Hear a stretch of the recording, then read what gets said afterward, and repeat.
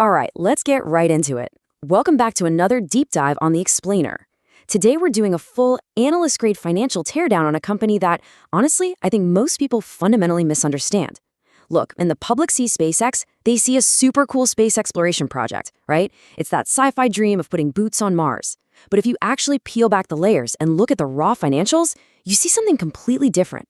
What we're really looking at here is an absolute masterclass in capital allocation, one that is probably going to dictate the infrastructure of the global economy for the next 50 years. To really set the stage here, I want to throw a number at you. $19 billion. That is SpaceX's estimated top-line revenue for 2024 alone. Just let that sink in for a second. We're not talking about some scrappy, cash-burning aerospace startup chasing a dream. This is an unstoppable revenue juggernaut. In just the first quarter of the year, they delivered roughly $5 billion in top-line revenue.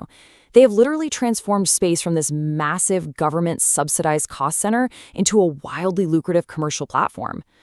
And the crazy part? This $19 billion is just the baseline. So here is our agenda for this explainer. First, decoding the financial engine. Then the connectivity revenue boom, massive capex and future scalability, trillion-dollar addressable markets, monetizing the lunar economy, and finally their ultimate competitive moat.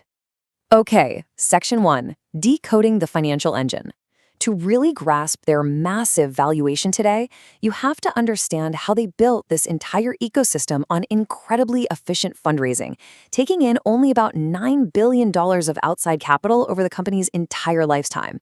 Now, as we look ahead to 2025, the velocity of their top-line expansion is just staggering. Overall year-over-year revenue growth is projected at 30%, which is incredibly rare for a company at this scale. But the real star of the show? That's the connectivity segment. Starlink is surging with roughly 50% year-over-year growth. I mean, just in Q1 alone, connectivity drove about $3 billion of their $5 billion total revenue. So make no mistake, Starlink is rapidly becoming the economic engine powering this entire operation. Let's deconstruct exactly where all that cash is going, because this is fascinating. Last year, they generated a massive $7.8 billion in positive adjusted EBITDA.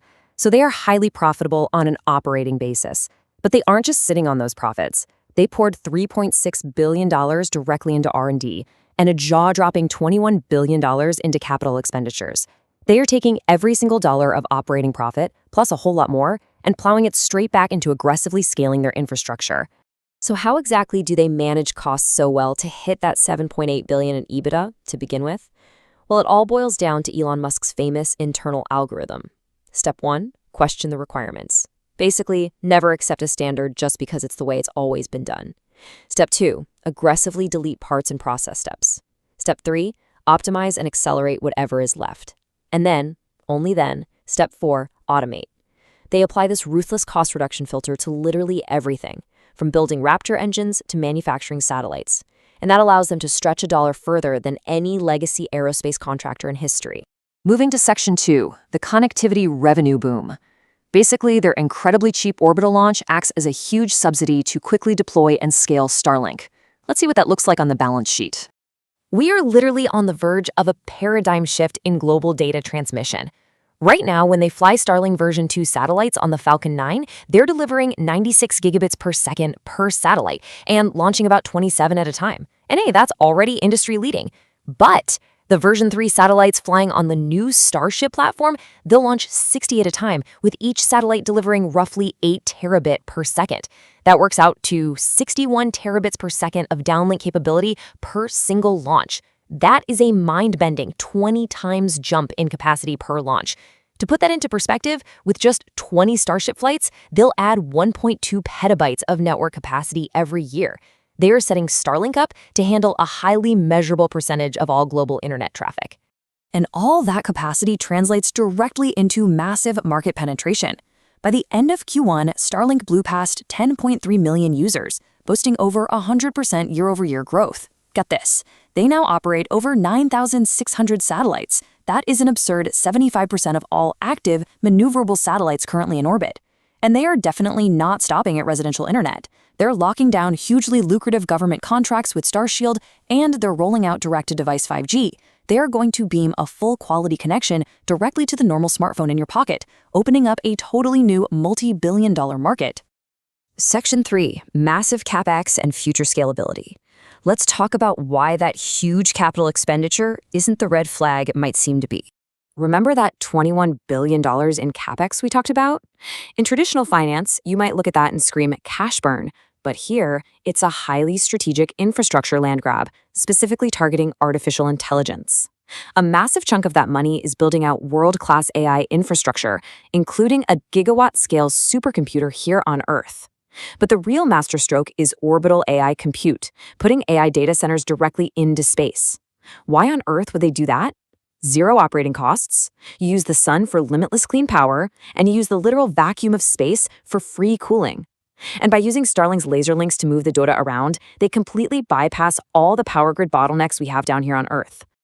So, when you combine the completely plummeting costs of rocket launches with zero operating cost space infrastructure, plus a rapidly growing global ISP monopoly, you get some downright staggering long-term financial projections. Management is officially targeting 70% gross margins and a 45% GAAP net income margin. I mean, think about that. Those are premium software margins, pure SaaS margins, and they're being generated by a heavy manufacturing, physical infrastructure aerospace company. If they hit those targets, the sheer volume of cash they'll generate is going to be virtually unprecedented. Section 4, trillion-dollar addressable markets. So what exactly are they pointing this massive financial machine at? Most companies are thrilled if they can disrupt just one major industry. SpaceX is actively positioning itself to dominate 3. We're looking at a total addressable market of $28 trillion. That TAM is split across the legacy space industry, global connectivity and telecommunications, and the exploding enterprise AI sector. Because they own the launch vehicles, the satellites in orbit, and the ground-based infrastructure, they can seamlessly capture margins at every single layer of that stack across all 3 industries. Section 5, monetizing the lunar economy. While connectivity and AI are the cash engines today, let's look at the futuristic catalysts for the 2030s.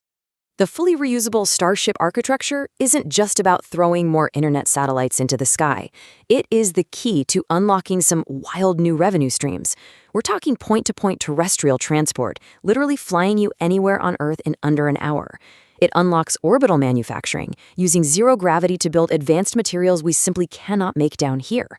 It paves the way for asteroid mining, and in the near term, it positions them as the primary logistics provider for the lunar economy, since they are fully on track to help build out sustainable bases on the moon.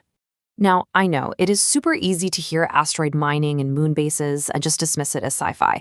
But listen to this direct quote from their CFO, Brett Johnson. He says, "We've had a stellar track record already related to capital allocation and value creation." And you know what? He's completely right. A decade ago, the idea of landing an orbital booster backwards on a tiny ship in the middle of the ocean was considered science fiction. Today, it's a routine operation they do multiple times a week. They have a totally proven history of taking these impossible, incredibly capital-intensive visions and turning them into grounded, highly profitable reality. Section 6, the ultimate competitive moat. With margins this good and markets this massive, why isn't Google or Lockheed Martin just copying them? The simple answer is that SpaceX's current dominance is built on 15 years of bleeding-edge, high-risk innovation that everyone else completely ignored. In 2008, they reached orbit with liquid fuel. By 2015, they nailed the first booster landing. By 2017, they were actively reflying those boosters, and by 2020, they were putting astronauts into orbit. By totally mastering first-stage reusability, they drove out roughly 85% of historical launch costs. If you want to compete with Starlink or their orbital AI compute plans today, you first have to figure out how to build a cheap, highly reliable, reusable rocket fleet. And right now, no one else is even close. On top of that, they rely on extreme vertical integration. SpaceX does not outsource its core tech. They own the rocket design. They manufacture the hardware. They deploy the satellites themselves. They operate the global ISP network. And now, they're integrating truth-seeking AI intelligence fueled by real-time data from the X platform to optimize the whole thing. Owning the entire value chain creates this incredible feedback loop of speed and cost efficiency that a traditional, fragmented supply chain just literally cannot compete with. Which leaves us with this final, rather provocative thought. When you combine a $28 trillion total addressable market, a structural launch cost advantage that nobody can match, and extreme vertical integration from the rocket engine all the way down to the smartphone in your pocket, is SpaceX quietly building the ultimate, unassailable global monopoly? They aren't just exploring space anymore. They are aggressively cornering the entire infrastructure of the future. Thank you so much for joining me for this analysis on The Explainer. I hope this really clarified exactly how their financial engine operates behind the scenes, and I'll catch you on the next deep dive.